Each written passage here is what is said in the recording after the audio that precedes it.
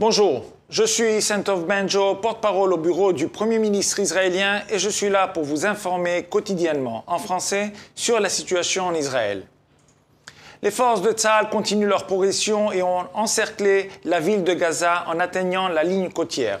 Cette étape majeure permet désormais d'avoir la bande de Gaza coupée en deux entre le nord et le sud.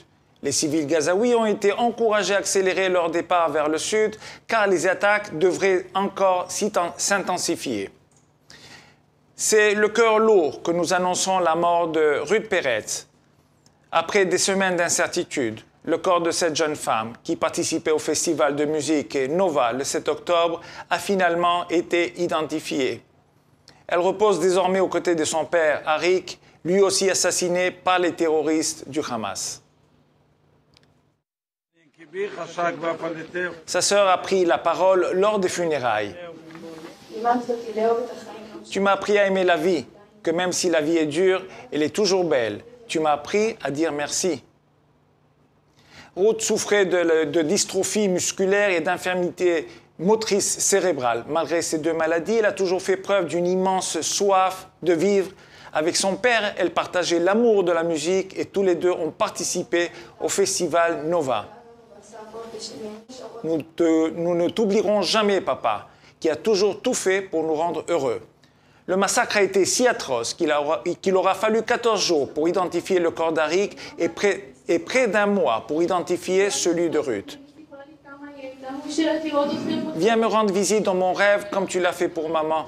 Elle m'a dit à quel point tu l'as rendue heureuse et qu'elle ne voulait pas se réveiller. Alors que, s'il te plaît, rends-moi visite aussi.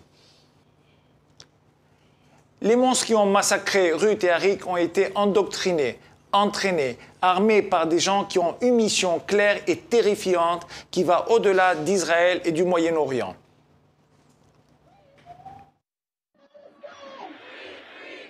Alors que des manifestations pro-palestiniennes éclatent à Berlin, certains participants ont été interviewés. Voici en substance leurs propos.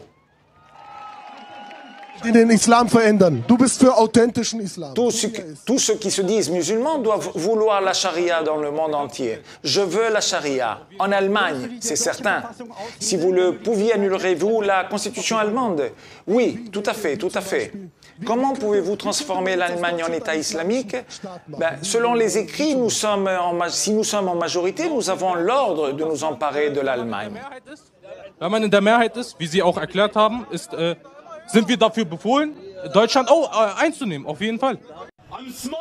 À Sydney, en Australie, de l'autre côté du globe, une scène similaire s'est déroulée. Certains membres du gouvernement australien semblent le soutenir, comme cet imam qui se fait appeler frère Ismaïl.